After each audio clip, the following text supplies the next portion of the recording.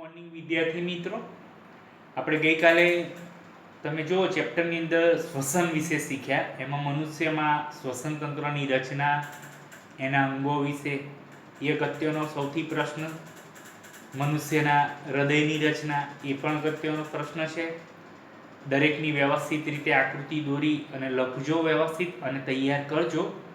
હવે આજે આપણે થોડુંક ચેપ્ટરમાં, છઠ્ઠું ચેપ્ટર જે છે એમાં આગળ વધીએ. હવે આપણે ફેફસામાં ઓક્સિજનનો રુધિરમાં પ્રવેશ કેવી રીતે થાય છે તે જોઈએ. એની એક સામાન્ય તમે નાનકડી આકૃતિ જોઈ શકો છો. જુઓ, ઓક્સિજન અને કાર્બન ડાયોક્સાઇડનું વહન અને ફેરબદલી કરતો એક રેખાંકન બતાવ્યું છે. આ એક આકૃતિ છે જે તમે ના દોરો તો પણ ચાલે, પણ આ સમજાવ્યું છે. એમાં ધમની છે, શીરા છે, કઈ બાજુથી રુધિર જાય છે, કઈ બાજુથી ઓક્સિજન આવે, એ સમજાયેલું છે. આકૃતિ છે જે ફેફસામાં રુધિરનો જે ઓક્સિજનનો રુધિરમાં પ્રવેશ કેવી રીતે થાય છે તે છે. જોઈએ, હૃદયના જમણા તેમજ ડાબા ખંડોમાં વહેંચાવાની રીત ઓક્સિજનયુક્ત અને ઓક્સિજન વિહીન રુધિરને મિશ્રિત થતું અટકાવવા માટે લાભદાયક છે. જો જમણા અને ડાબા જે ખંડો આપણે વાત કરી હતી, કણકો અને ક્ષેપકો, એ બંનેમાં જે ઓક્સિજનયુક્ત અને ઓક્સિજન વિહીન રુધિરને મિશ્રિત થતું અટકાવવા માટે લાભદાયક છે.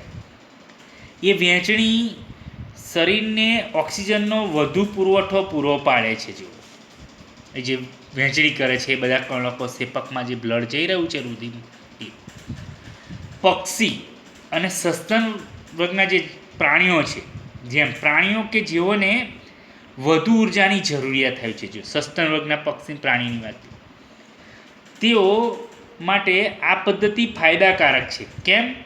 કારણ એ છે કે તેના લીધે તેમના શરીરના તાપમાન જાળવી રાખવા માટે હંમેશા ઉર્જાની જરૂરિયાત હોય છે. એટલે તાપમાન જાળવી રાખે છે, એટલે પદ્ધતિ એમના માટે બહુ ફાયદાકારક છે. ઉભયજીવી પ્રાણીઓ અને સરીસૃપો કે જે ઠંડા રુધિરવાળા પ્રાણીઓ છે, તેઓના શરીરના તાપમાન પર્યાવરણના તાપમાન પર આધારિત હોવાથી એ લોકોને વધુ ઉર્જાની જરૂર નથી હોતી. તમે જુઓ, સસ્તન વર્ગને એમાં વધુ ઉર્જાની જરૂર. અહીં આગળ તમે જુઓ કે જે સરીસૃપ અને ઉભયજીવી પ્રાણી, એમને વધુ ઉર્જાની જરૂર હોતી નથી. તેઓ ઓક્સિજનયુક્ત અને ઓક્સિજન વિહીન રુધિરને મિશ્ર થવાની સ્થિતિ અમુક હદ સુધી સહન કરી શકે છે. એટલે એ બંને મિશ્ર થાય તો પણ એને સહન કરી શકે છે અને શ્વાસની પ્રક્રિયા લઈ શકે છે. એટલે એમાં કોઈ પ્રોબ્લેમ થતો નથી. ઉભયજીવી અને સરીસૃપોમાં વાંધો નથી આવતો. પણ જુઓ, માછલીનું હૃદય 2 ખંડોનું બનેલું છે. ત્યાંથી રુધિર ક્યાં જશે? ઝાલરોમાં મોકલવામાં આવે છે, જ્યાં રુધિર ઓક્સિજનયુક્ત બનશે ઝાલરની અંદર, અને સીધું ત્યાંથી કઈ જશે? શરીરમાં મોકલવામાં આવે છે. આમ માછલીમાં રુધિર પરિવહનનો એક ચક્ર દરમિયાન રુધિર હૃદયમાં એક જ વખત પસાર થાય છે. જો એટલે માછલીમાં તમે જુઓ, એ પ્રક્રિયા એક જ વાર થાય છે. જ્યારે પૃષ્ઠવંશી પ્રાણીઓ કેટલાક છે, એમાં તમે જો આ પ્રશ્ન 1 માર્કમાં પૂછશે, પ્રત્યેક ચક્રમાં આ રુધિર 2 વાર હૃદયમાં આવે. માછલીમાં તમે જુઓ તો એક જ વાર આવે છે. પણ જે પૃષ્ઠવંશી પ્રાણીઓ છે એમાં જે રુધિર છે 2 વાર હૃદયમાં આવે છે. એટલે એને શું કહેવાય છે? બેવડું પરિવહન કહે છે. એટલે આ જુઓ તમે, જે ફેફસામાં ઓક્સિજન રુધિરમાં પ્રવેશ થાય છે, અલગ અલગ એ પ્રક્રિયા છે. હવે આપણે રુધિરવાહિનીઓ વિશે શીખીશું. એની વ્યાખ્યા સૌથી પહેલાં લખેલી જુઓ કે હૃદયથી અંગો તરફ અને અંગોથી હૃદય તરફ રુધિર વહન કરતી બંધ પોલી નળીઓને રુધિરવાહિનીઓ કહે છે. જોઈ લો, હૃદયથી અંગો તરફ અને અંગોથી હૃદય તરફ જે બંધ પોલી નળીઓ છે એને રુધિરવાહિનીઓ કહેવાય છે. કુલ એના તમે જુઓ 3 પ્રકાર છે: ધમની, શીરા અને રુધિર કેશિકાઓ. એ તમે આ આકૃતિમાં જોઈ શકશો. જો ધમની, શીરા અને રુધિર કેશિકાઓ છે. આ બતાવી તમારી આકૃતિમાં જુઓ, આ જગ્યાએ એ 3 એના પ્રકાર પાડેલા છે રુધિરવાહિની: ધમની, શીરા અને રુધિર કેશિકાઓ. ધમનીઓ કે જે રુધિરને હૃદયમાંથી શરીરના વિવિધ અંગો સુધી લઈ જાય છે. આ સમજો, ટોપિક બહુ સમજવા જોઈએ. ધમનીનું કાર્ય શું છે? રુધિરને હૃદયમાંથી શરીરના વિવિધ અંગો તરફ લઈ જાય છે. એની દિવાલ કેવી છે? જુઓ, જાડી અને સ્થિતિસ્થાપક હોય છે. કેમ? કારણ એ છે કે તેમાંથી રુધિર ઊંચા દબાણથી નીકળે છે. જ્યારે શિરાઓ જુઓ તમે, શિરાઓ શું કાર્ય કરે છે? વિવિધ અંગોમાંથી રુધિર એકત્ર કરી પાછું કઈ લાવે છે? જુઓ, હૃદયમાં લાવે છે. તેમાં દિવાલ જાડી નથી હોતી. કેમ? તથા તેમાં રુધિરને એક જ દિશામાં વહન કરવા માટે વાલ હોય છે. એટલે આ જે છે ધમની અને શિરાના કાર્યો બી જોજો, અને પરીક્ષામાં તમને તફાવત પણ 2 માર્ક્સનો પૂછશે, એ પણ મોસ્ટ આઈએમપી છે. ધમનીનું કાર્ય જુઓ, શિરાનું કાર્ય જુઓ. રુધિર કેશિકાઓ શું કરે છે? જુઓ, રુધિર કેશિકાઓ કે જે અંગો અને પેશીઓ પાસે પહોંચી ધમની વધુ ને વધુ નાની વાહિનીઓમાં વિભાજિત થાય છે. જો એટલે રુધિર કેશિકાઓ જે તે અંગ પેશીઓ પાસે પહોંચી ધમનીને શું વધુ ને વધુ નાની વાહિનીઓમાં વિભાજિત થાય છે. તેથી બધા કોષોની સાથે રુધિર એટલે લોહીનો સંપર્ક થઈ શકે છે. સૌથી નાની વાહિનીઓની દિવાલ એક કોષીય જાડાઈ ધરાવે છે. તેને શું કહેવાય છે? રુધિર કેશિકાઓ કહે છે. જો રુધિર તેમજ આસપાસના કોષો વચ્ચે પદાર્થનો વિનિમય રુધિર કેશિકાઓની પાતળી દિવાલ વડે થાય છે. એટલે જુઓ, એના કોષો છે આજુબાજુ, એ રુધિર કેશિકા બહુ અગત્યની છે, કેમ કે એનાથી જ પદાર્થનો વિનિમય થઈ રહ્યો છે. હવે આપણે એક આ જે છે લસિકા વિશે, કદાચ 9મા ધોરણમાં ટોપિક્સ આવ્યો પણ અહીં સમજી લે. વહનની પ્રક્રિયામાં મદદ થતું બીજું એક પ્રવાહી છે. જુઓ, જેને કહેવાય છે લસિકા. શું છે? પ્રવાહી છે. કેશિકાઓની દિવાલમાં આવેલા છિદ્રો દ્વારા કેટલાક રુધિરરસ, પ્રોટીન અને રુધિરકોષો પેશીકોષોના અવકાશમાં આવે છે, એમની સાથે હોય છે. જો, અને એ રીતે લસિકા બને છે. આ લસિકા કેવી રીતે બને છે તે છે, તે શું કરે? રુધિરના રુધિરરસ તેવું જ હોય છે, પરંતુ તેમાં પ્રોટીન ઓછી માત્રામાં હોય છે, અને તે આંતરકોષીય વહન માટે વાહિકા બનાવે છે, જે અંતમાં સૌથી મોટી શિરામાં ખુલે છે. જો, લસિકા પણ કાર્યો કરે છે. તમને પરીક્ષામાં પ્રશ્ન પૂછે લસિકાના કાર્યો જણાવો 2 માર્ક્સમાં, તો એના પણ કાર્યો છે. પહેલું કાર્ય જો, નાના આંતરડામાં પાચી ચરબીનું શોષણ અને વહન કરે છે. બાહ્યકોષીય અવકાશમાંથી વધારાનું પ્રવાહી ખેંચી લે છે, જે જરૂર ના વધારાનું પ્રવાહી ખેંચી લઈ રુધિરના પ્રવાહમાં પાછું મોકલે છે. એટલે આ બંને લસિકાના કાર્યો છે. હવે આપણે જોઈએ વનસ્પતિમાં વહન કેવી રીતે થાય છે. પેલું તો વનસ્પતિમાં તમે જો, વનસ્પતિ વહનતંત્ર પર્ણમાંથી સંચિત ઉર્જાયુક્ત પદાર્થ તથા મૂળમાંથી કાચી સામગ્રીનું વહન કરે છે. અને આ 2 પરિપથ સ્વતંત્ર રીતે સંગઠિત વહન નલિકાઓથી નિર્માણ પામે છે. વનસ્પતિમાં વહન 2 રીતે થાય. તમે જો, એક જલવાહક, એક અનવાહક. જલવાહક શું છે? જલવાહક જે ભૂમિમાંથી પ્રાપ્ત પાણી અને ખનિજ ક્ષારોનું વહન કરે છે. અનવાહક શું છે? જે પર્ણોથી જ્યાં તેઓ પ્રકાશ સંશ્લેષણની નિપજનું સંશ્લેષણ કરે છે અને વનસ્પતિના અન્ય ભાગ સુધી વહન કરે છે. એટલે જલવાહક અને અનવાહક. જલવાહક છે પાણી અને ખનિજ ક્ષારોનું વહન કરે છે. અનવાહક એટલે આપણી ભાષામાં એને એવું કહીએ ખોરાક, જે પાંદડામાંથી પર્ણોથી જ્યાં તેઓ પ્રકાશ અને નિપજનું સંશ્લેષણ કરે છે અને વનસ્પતિના દરેક ભાગ સુધી. જોઈએ આપણે પહેલું પાણીનું વહન કેવી રીતે થાય. જલવાહક પેશી મૂળ, પ્રકાંડ અને પર્ણોમાંની જલવાહિનીઓ અને જલવાહિનીકી આ પરસ્પર જોડાઈને પાણીના સંવહનનું એક સળંગ તંત્ર રચે કહે છે. એટલે જો, જલવાહક પેશી છે જે શું કાર્ય કરે? મૂળ, પ્રકાંડ અને પર્ણોમાંની જલવાહિનીઓ, એની જો શું છે? જલવાહિની, કે બધા જોડાઈ અને પાણીનું એક વહનનું એક સળંગ માર્ગ તંત્ર રચે છે, જે વનસ્પતિના બધા ભાગોની સાથે જોડાયેલા હોય છે. હવે જો, મૂળના કોષો ભૂમિમાંથી સક્રિય સ્વરૂપે આયનનું શોષણ કરે. જો, મૂળ શું કરે છે? પાણી કેવી રીતે વહન થાય એ જોઈએ. તેના પરિણામે મૂળ અને ભૂમિની વચ્ચે આયન સંકેન્દ્રનો તફાવત, મૂળ અને જમીન વચ્ચે થોડોક તફાવત બને છે, અને આથી એ તફાવતને દૂર કરી ભૂમિમાંથી પાણી મૂળમાં પ્રવેશ કરે છે. એટલે તફાવતમાંથી તમે જો, જમીનમાંથી પાણી મૂળમાં આવશે.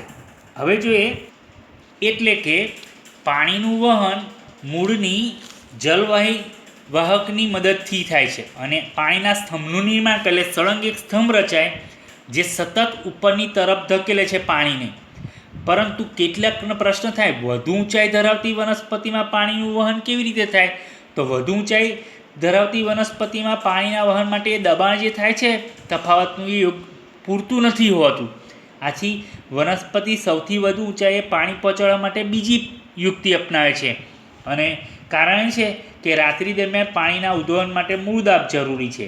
તો વનસ્પતિ એ સમયે કઈ પ્રક્રિયા અપનાવે? તો આપણી ભાષામાં હું એવું કહું તો બાષ્પસર્જનની પ્રક્રિયા. બાષ્પસર્જનની પ્રક્રિયામાં તમે જુઓ એની આકૃતિ જુઓ આ કે પાણીને તમે જોઈ લો નીચેથી છેક ઉપર સુધી લઈ જાય છે. જો બરાબર પાણીની મૂળથી છેક ઉપર વનસ્પતિની ટોચ સુધી. એટલે બાષ્પસર્જનની પ્રક્રિયા શું છે એ જોઈએ. વનસ્પતિના હવાઈ અંગો દ્વારા પાણી બાષ્પ સ્વરૂપે ગુમાવવાની ક્રિયાને બાષ્પોત્સર્જન કહે છે. જુઓ, પર્ણરંધ્ર દ્વારા ગુમાવાતા પાણીની પૂર્તિ કોણ કરે? પર્ણના જલવાહક ઘટકમાં રહેલા પાણી વડે થાય છે. જો પર્ણના કોષોમાંથી પાણીના અણુઓ બાષ્પીભવનથી પાણીને ખેંચે છે બાષ્પીભવનની પ્રક્રિયાથી, અને ખેંચાણ જે ઉત્પન્ન થાય છે આ ખેંચાણ મૂળના જલવાહક કોષોમાં રહેલા પાણીને કઈ તરફ ખેંચે છે? ઉપર તરફ ખેંચે છે. દિવસ દરમિયાન જ્યારે પર્ણરંધ્ર ખુલ્લા હોય છે ત્યારે બાષ્પોત્સર્જન ખેંચાણ જલવાહકમાં પાણીના ઉદ્વહન માટે ખૂબ જ મુખ્ય પ્રેરકરૂપ બને છે. જો આમ મૂળથી પર્ણો તરફ શોષાયેલા પાણી અને દ્રવ્ય ક્ષારોના ઉદ્વહન માટે બાષ્પોત્સર્જન મદદરૂપ થાય છે, જે આ પણ આકૃતિ છે એની એ જ. હવે આપણે જોઈએ ખોરાક. ખોરાકનું કેવી રીતે સ્થળાંતરણ થાય છે? આ પ્રશ્ન એ મોસ્ટ એમ્પી. પ્રકાશ સંશ્લેષણથી દ્રવ્ય નિપજોના વહનને સ્થળાંતરણ કહે છે. પ્રકાશની હાજરીમાં પ્રક્રિયા. સ્થળાંતરણ સાથે સંકળાયેલી સંવહન પેશીને અનવાહક કહેવાય છે. પેલામાં જલવાહક, એવામાં અનવાહક. પ્રકાશ સંશ્લેષણની નિપજો ઉપરાંત એમિનો એસિડ અને અન્ય પદાર્થો અનવાહકમાં વહન પામે છે. આ પદાર્થો મુખ્યત્વે મૂળ તેમજ સંગ્રહકર્તા અંગો, બીજ, ફળ તેમજ વૃદ્ધ પામતા ભાગો તરફ વહન પામે છે. એટલે જે બધા પદાર્થ ઉત્પન્ન થાય છે મૂળ તેમજ જે સંગ્રહ કરતા એમાં બીજ, ફળ એ તરફ વહન થશે. અનવાહકમાં સ્થળાંતર દરમિયાન ઉર્જાનો ઉપયોગ થાય છે. જો એટલે કે સુક્રોઝ, શર્કરા કહેવાય, એટીમાંથી પ્રાપ્ત ઉર્જાના ઉપયોગથી અનવાહકમાં સ્થળાંતર પામે છે. તેથી એ સમય દરમિયાન થતો આશ્રુતિ દાબનો વધારો પેશીમાં પાણીના પ્રવાહને પ્રેરે છે અને એ દબાણથી અનવાહકમાં દ્રવ્યો ઓછા દબાણ ધરાવતી પેશી તરફ વહન કરે છે. વનસ્પતિની જરૂરિયાત મુજબ અનવાહકમાં દ્રવ્યોનું વહન થાય છે. એટલે આ જે છે એ અનવાહક છે. આપણે આગળ જોયું હતું એ જલવાહક, પાણીની વાત હતી. આ ખોરાક બનાવવાની પ્રક્રિયા છે. હવે આપણે ચેપ્ટરના અંતિમ એમાં જઈએ તો મનુષ્યમાં ઉત્સર્જન. તમને પ્રશ્ન પૂછશે મનુષ્યના ઉત્સર્જન અંગો લખી સમજાવો. તો મનુષ્યમાં ઉત્સર્જનમાં એક જોડ મૂત્રપિંડ, એક જોડ મૂત્રવાહિની, મૂત્રાશય અને મૂત્રમાર્ગનો સમાવેશ થાય છે. એની આકૃતિ છે, તમે જુઓ. આ એના અંગો છે બધા. કયા કયા અંગો? એ આકૃતિ છે. એ આકૃતિ પણ તમારે દોરવાની છે ઉત્સર્જન તંત્રની. દરેક અંગ વિશે આપણે સમજીએ. હવે પહેલું અંગ છે મૂત્રપિંડ. એક જોડ મૂત્રપિંડ ઉદરમાં કરોડસ્તંભની કશેરુકાઓની બંને પાસે બાજુ આવેલા હોય છે. એક જોડ મૂત્રપિંડ જે હોય છે કરોડસ્તંભની કશેરુકાની બંને પાસે બાજુએ. મૂત્રપિંડમાં રુધિરમાંથી ગાળણ દ્વારા નાઇટ્રોજનયુક્ત ઉત્સર્ગ દ્રવ્ય અલગ પડે છે. જો ઉત્સર્જનની પ્રક્રિયામાં નકામા ઉત્સર્ગ દ્રવ્ય શરીરની બહાર જશે, એ ધ્યાન રાખજો પાછું. એટલે મૂત્રપિંડમાં રુધિરમાંથી ગાળા દ્વારા નાઇટ્રોજનયુક્ત ઉત્સર્ગ દ્રવ્ય અલગ પડે છે અને એમાંથી શું બને છે? મૂત્રનું નિર્માણ થાય છે. એટલે આ મૂત્રપિંડ પહેલું અંગ છે. બીજું છે મૂત્રવાહિની. મૂત્રપિંડને મૂત્રાશય સાથે જોડાણ કરતી એક લાંબી નળી છે જે મૂત્રવાહિની છે. શું કાર્ય કરે છે? મૂત્રપિંડમાં નિર્માણ થયેલું મૂત્ર મૂત્રવાહિની દ્વારા મૂત્રાશયમાં જાય છે. એ તમે આકૃતિમાં જોઈ શકશો. અહીં આગળ હરે મૂત્રાશય ધીમે ધીમે આગળ વધશે. આખો માર્ગ બતાવેલો છે અહીંથી આ સુધી. ત્રીજું છે મૂત્રાશય અંગેનું. તે મૂત્રનો સંગ્રહ કરતી સ્નાયુમય કોથળી છે. એમાં શું કાર્ય થાય છે? મૂત્રનો ફક્ત સંગ્રહ થાય છે. મૂત્રમાર્ગ જો મૂત્રાશયથી શરીરની બહાર ખુલતા છિદ્ર સુધી લંબાયેલો માર્ગ છે.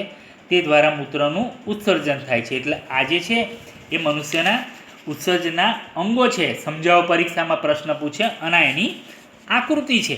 આખો જે માર્ગ અહીંથી શરૂઆત થઈ અને અહીં જે છિદ્ર મારફતે બહાર નીકળશે એ બતાવ્યું છે. હવે આપણે છેલ્લું એ ટોપિક્સ જોઈએ પ્રકરણમાં કે મૂત્ર નિર્માણની પ્રક્રિયા કેવી રીતે થાય છે. તો મૂત્ર નિર્માણની પ્રક્રિયા છે એનો હેતુ જુઓ. રુધિરમાંથી નકામા ઉત્સર્ગ દ્રવ્ય ગાળીને અલગ કરવાનું, કે જે શરીરની બહાર જવા જોઈએ, શરીરની અંદર રહે તો તમને નુકસાન થાય છે. મૂત્રપિંડ રુધિરમાંથી નાઇટ્રોજનિક ઉત્સર્ગ દ્રવ્યોને દૂર કરે છે, જેમ કે યુરિયા અને યુરિક એસિડ. હવે ગાળણ એકમો મૂત્રપિંડ નલિકાઓ દ્વારા મૂત્ર ઉત્પન્ન થાય છે અને અંદર બાઉમેનની કોથળીમાં ગાળણ એકત્ર થાય છે. બાઉમેનની કોથળી શું છે એ આકૃતિમાં તમે જુઓ. અહીં આપણે લખેલી છે, આ રહ્યું બાઉમેનની કોથળી. જુઓ, એ આકૃતિમાં તમે જુઓ બાઉમેનની કોથળી, એ આ રહ્યું. એ તમારે પરીક્ષામાં પૂછે, ધ્યાન રાખજો. આકૃતિ છે એની મૂત્રપિંડ નલિકાની આખી સંરચના. એટલે મૂત્રપિંડ નલિકા દ્વારા મૂત્ર ઉત્પન્ન થાય છે અને બાઉમેનની કોથળીમાં ગાળણ એકત્ર થાય છે. શરૂઆતમાં ગાળણમાં ગ્લુકોઝ, એમિનો એસિડ ક્ષાર અને પાણી આ બધું વધુ માત્રામાં હોય છે. જેમ જેમ ગાળણ મૂત્રપિંડ નલિકામાં વહન પામે છે તેમ તેમ આ ઉપયોગી પદાર્થો પસંદગીશીલ પુનઃશોષણ પામે છે. પાણીના પુનઃશોષણનો પ્રમાણનો આધાર શરીરમાં પાણીની માત્રા પર અને ઉત્સર્જિત કરાતા દ્રવ્ય નકામા પદાર્થ પર રહેલો છે ને આ રીતે મૂત્રનું નિર્માણ થાય છે. એટલે જેટલું તમે સારું વધારે પાણી પીવો એટલું તમારા માટે સારું. કેમ કે જેથી ઉત્સર્ગ દ્રવ્યો નકામા શરીરની બહાર મૂત્ર મારફતે નીકળી જાય. કોઈ વિદ્યાર્થીને સાહેબ મૂત્રપિંડ એટલે શું કહેવાય? આ તો વિજ્ઞાનનો શબ્દ, આપણી ભાષામાં એને ઇંગ્લિશમાં કિડની શબ્દ કહેવાય છે, કિડની. બરાબર. અહીં આગળ આપણે 6થો પાઠ પૂર્ણ કરીશું. દરેક પાઠના પ્રશ્નોના જવાબ વ્યવસ્થિત લખજો.